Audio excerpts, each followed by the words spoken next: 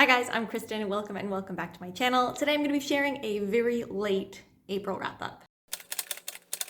Now this week, hopefully you will get a 2-for-1 video. So I am not going to be able to do both my April and May wrap-ups in a single video because I actually did read quite a few books in May. April was a pretty small reading month, so this video is hopefully going to be very quick. And that's why I'm going to try to get both videos out to you this week because I don't want my whole June content to be wrap-ups from past months. So really quick, hopefully an April wrap-up for you today, and then later this week I will hopefully get the May wrap-up to you as well. Notice that I'm saying hopefully quite a bit, as in like I make no promises on my filming and editing speed. Okay, so the first book that I finished in April was The Stardust Thief by Chelsea Abdullah. This one I think was, I went into it knowing that it was going to be a bit of a stretch for me, and that's because I had heard that it wasn't the most character driven, that it was a little bit more plot driven, and I would say that that was accurate. So this is a desert fantasy book. I believe it is adult fantasy, although you could definitely read this in a new adult sort of a feel. It is inspired by the tales from the 1001 Nights. So sort of like elements of some of those stories woven, and even just like the concept of 1001 Nights are woven into this story. There were moments throughout the book where there would be like small little interludes, I guess, where you would actually get like, here's one of the stories. And I really liked that. I felt like it added some context if you're not familiar with the various stories, which I personally am not. But essentially the setup here is that we have a main character, again, I don't recall any names. We have a main character who is known as the Midnight Thief. It is sort of like her, what's that one, like moonlights as this thief who is known for finding and selling jinn relics. We're also following a prince, not the heir to the throne, but the prince to the, I want to say sultan, I'm not certain. And then also a third character who is one of the 40 thieves. I might be missing a descriptor there. It's been a while. And essentially the Sultan wants a particular item found that will give him lots of power. Essentially, he wants like the, what's that one with the genie and the lamp? He wants the lamp that holds this all-powerful genie, but it's in a place that is impossible to reach. So he captures he has captured the Midnight Thief, one of our main characters, and basically like says, you will only live if you find this item for me. And then another character that is with him on this journey is the Midnight Thief's bodyguard, protector kind of person who is secretly a jinn, which is complicated because obviously jinn in this world, in this time period, are killed and hunted, in fact, by the prince and his 40 thieves. Of the 3 POVs that we did get, I really liked one. I liked the POV of the Midnight Thief. I'm sorry, I don't remember any of their names. I liked her perspective. I absolutely loved the friendship relationship between her and her bodyguard, the complicated history that they have. He kind of like rescued and saved her when she was a young girl. And I really loved their dynamic and the interplay there of their relationship. I did not like the other 2 POVs. At all. I thought the prince was really annoying, and I thought that the other character was not sympathetic at all. Either of them, to be honest. So that's what I'll say about the characters, is that like of the 3, I enjoyed one character POV. I would agree with what I had heard where the characters are a little bit more typed. There is like some intricacy, there is like some depth to each of the characters for sure. With all 3 of them, with like traumatic pasts and the things that shape them for sure. But maybe not as in-depth as a character or primarily character-driven reader might like. As they are going on this journey, they, run into various complications that are very, 1001 Tales or 1001 Nights inspired. And there is like a really, really climactic, really amazing, stressful climax scene, and I think like the 2/3 mark, that I thought we were at the ending, unfortunately. And because of that, then it wasn't the ending. There was still more. And so it was a little bit hard to come off of that and then like wind down and wind back up again. I don't know if she's in the shot, but we're just gonna ignore her. No, you're not allowed to sit up here with me. You're too big. I think if I had done a wrap up, obviously closer to when I read this book, I would have had more Poppy. I would have had more opinions. Stop it.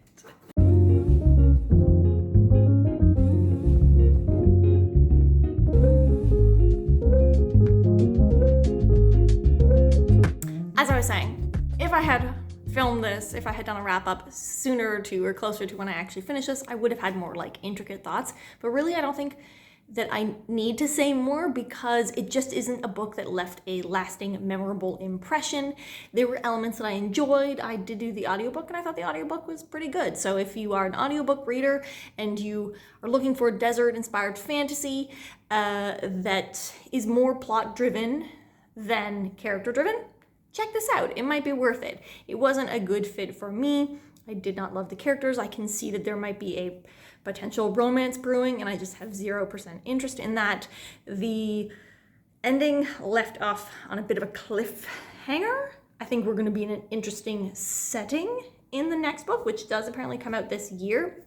I just don't really think that it's worth it for me to read. I think there's so many other books that I would rather put my time and energy towards reading new potential books rather than a book that I think will probably just only be okay for me. Then I finished Emily Wilde's Encyclopedia of Faeries, which everyone was reading in the first part of this year by Heather Fawcett. And just like everyone else, I thought this was super charming, adorable, and very lovely. We are following Emily Wilde. I think the time period here is like Victorian-esque or maybe turn of the century. I honestly don't know. I don't think it's super important. I don't think that the historical feel is really all that significant. If you liked the premise of The Natural History of Dragons by Marie Brennan, of like a woman scholar in a male-dominated field, and you're sort of getting her like firsthand account of her studies, but you didn't absolutely love the execution, and you would maybe like more romance, and you don't mind that it's fae and not dragons, if all of those things check off for you, then you should really check this out if you haven't already. We are following Emily Wilde, and as I said, she is also a woman scholar in a primarily male-dominated field. I think just like any academia would be male-dominated at the vague time period that this is supposed to be taking place. And she studies fae and Faeries, which are like real in this alternate our world, but we're fae real. But anyway, she's going far, far north in the Arctic Circle to a small town there to study the fae in this location that have, for whatever reason, previously only thought to be mythological. If you're in a place where fae are real, why would you think that they're mythological in only that one location? Anyway, nobody took the fae in this place seriously until her, so she's gone there to study them. However, I think that she is supposed to read as being someone who is socially awkward or perhaps on the spectrum. I'm not certain if that was absolutely verified or not.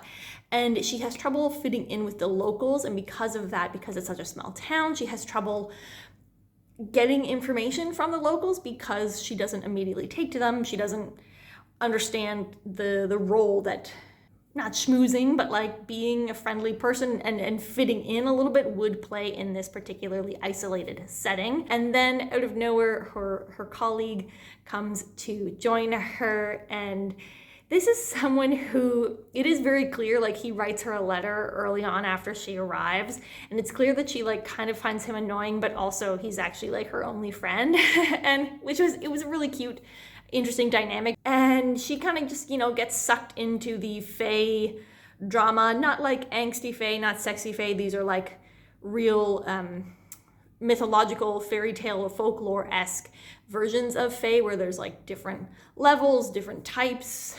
They're more trickstery, you make bargains with them, that sort of a thing. And she gets, wrapped up in some fae drama in the area. I did think then the big conflict, the big climax was not what I wanted it to It was a little bit more over the top and silly and outrageous than I honestly expected and what I was hoping for out of how we had been leading up to that point. But I don't think that it was wrong based on where we were going, I guess. Like, I can understand why the author made the choices that they did. It just wasn't my preferred climax of the book. But yeah, like everyone else says, it's really cute. There's a cute romance. Even the romance took a turn that I wasn't 100% expecting. And then I kind of wish wasn't the case, but I can accept that that's where it went, you know? Overall, really lovely, really cozy time, right up that realm of cozy fantasy that we are in the midst of right now. So it was absolutely perfect for that. And then I read Ashes of the Sun by Django Wexler. I had heard it described as being a little bit more politically driven than what I found it to be. The setup here is that we have two siblings who are on different sides of a conflict kind of type, rebellion kind of type conflict. And that is because the two siblings, Geyer is the older brother, and then Maya is the younger sister. And when they are little, like I think Maya is maybe like 5, she is taken away by this like order. These like protector kind of type people, and this is gonna be really bad in terms of the specific terminology that was used throughout this book. So Geyer is sort of on this like lifelong mission to take down this order, and Maya is obviously on the other side of that. I would say it leans more towards that like conspiracy, what do we really know about the world end of things, or like spectrum of like storytelling where we're going versus political intricacies, because I just felt like even though Maya is sort of like ingrained into the politics of things, she's not really, like she's still a trainee sort of at the beginning and through most of this book. So even though she has like an idea of the actual rules and everything, we're not really getting a full in-depth breakdown of how things really work within this order and within the politics within this world just yet. I imagine maybe that is where we're going in the rest of the series. I believe that this is a completed trilogy. Geyer, on the other hand, when we find him, you know, at like cut to when they are grown up, he is involved in a small scale rebellion, and that would be the other thing that I would say is that like he's not like actively taking down the order. He is part of a small scale rebellion within one isolated city where they are trying to just create better lives for the people within that city and against like the corruption by the people who are in charge of that particular city. Now that is where he is currently, and his goal is ultimately to take them all down, you know? I wouldn't look at this as a revenge story. For me, revenge is like a little bit more personal. Revenge stories where it's like they want to take down the whole government are not my favorite type of revenge story. Like if your revenge is against the system, that's like, no, I want it to be personal. Those are my favorite revenge stories. But I do think it's interesting the way that Geyer and Maya are on opposite sides of this, and the way that unfolds over the course of the book, and even where we leave off of the end of this book. I thought it was a really, really interesting way to have these siblings on opposite sides of, let's say conflict, on opposite sides of a conflict, a potential conflict, a possibly brewing conflict, whatever. I think this is technically adult. I think it would work as new adult again as well. I think in particular, Maya's POV chapters make it feel a little bit younger. She is a little bit younger. I think she's in and around 17. And in the audiobook, the way that the audio narration happened, it made it seem quite young. And also she's like really hung up on this girl, and there's like a decent amount of like, oh my goodness, like blushing kind of stuff. And so that made it feel a lot younger. If less words or page time was given to her like hemming and hawing about this potential love interest, I think it would actually just read like an adult grown-up fantasy. But because it feels a little bit more angsty because of her feelings, it comes across a little bit on the younger side just because of that. Not to say that that's bad or anything, etc. I love me a good romance relationship in books. I just feel like the angst in particular made this feel a little bit younger. I think this book was good. I really enjoyed it. It wasn't what I expected, and I don't know what I was expecting, to be honest. I think I was expecting a little bit more drama. Is that right? Maybe a little bit more seriousness. Not to say that this wasn't serious, like people died. There was epic fight scenes. Yeah, I think it was just Maya's POV. I enjoyed it, but it was a lot more angsty than I was hoping for. And she's a very like young, naive, so that part of it feels very coming of age. And I think I thought it was going to be more gritty rebellion, opposite sides of a war. Like that was my expectation, and that's not what it is. So I think it's great on its own. Just if you hear like opposite sides of rebellion, like tone that down a little bit if you're expecting two sides of a gritty, brutal war.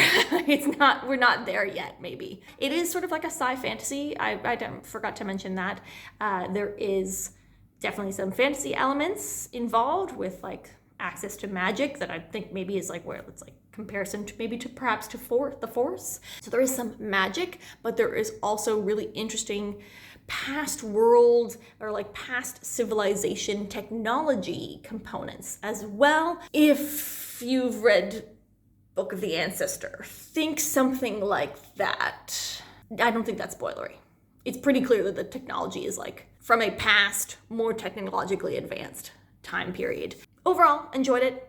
I went into it with the wrong expectations, and so now I can readjust my expectations of what the feel is as I go into the rest of the series. 2 DNFs I forgot to mention, first of which was Stolen Air by Holly Black. This is the continuation companion duology within the realm of the, not realm of the Elderlings, what's that called? Jude and Cardan, Cruel Prince, Elfheim? Whatever, you know what I mean. So this is the first book in the continuation, like companion story that is following Oak, Jude's younger brother, you know, years down the line when he's like an 18-year-old, and we're also following, I forget, her name was like Ciri or something like that. She was the princess from one of the Unseelie courts, not that that matters, who plays a small role in the third and final book in that series. I want to say Realm of the Elderlings again. Now I have to look it up. Folk of the Air, the Folk of the Air series. I don't know why I kept going Realm of the Elderlings. I know that that's Robin Hobb. Anyway, I read the prologue and maybe part of the first chapter, and it just was like really YA, where I think it wanted me to get sucked in. Like it's giving you this like, not sob story, but this, you know, supposedly or should be sympathetic situation where a fae girl was like switched out at birth with a human girl, and she grows up thinking that she's human and is taken away at a certain age to discover that she is a fae princess, which is like this theoretical like fairy tale dream, except for that it's awful. And so that's like a dark, very Holly Black kind of a twist on a fairy tale, and it should have felt very sympathetic, and it just didn't. It was like way too superficial still. If this had come out a couple years ago, like right when I was like deep into rediscovering reading again and like reading a ton of angsty young adult books that was just like popcorn candy during the pandemic, and when I originally read the Cruel Prince or Folk of the Air series, then maybe I would have eaten this right up at that time, but it so was not the mood that I was looking for when I picked it up. I kind of knew right away, like I was willing to read it because I loved Cruel Prince so much, or like that series so much, but yeah, it's not gonna work for me, so I put it down. The other DNF was Song of Blood and Stone by Elle Penelope, and that was our book checkout book club pick for the month of March. I read it in April because we always do the live show like partway through the alternate month, and I just couldn't get into it. I will link the live show down below. We had a really fun time talking about the differences between the various versions that we all read. I unknowingly was reading the longest version, and I just was not into it at all. You can hear me going off. I just didn't care. I got to a point where I was like only skimming, and then I just totally gave up before the live show. So not the book for me. Okay, that is my April wrap up. Stay tuned. Hopefully this week you will see my May wrap up. And then I have already started working on my June wrap up. You will see that hopefully at the beginning of July, but I am working on it. I'm getting back into the swing of filming. If you read any of these books, I would love to hear what you thought of them down below. I'll see you guys next time. Bye.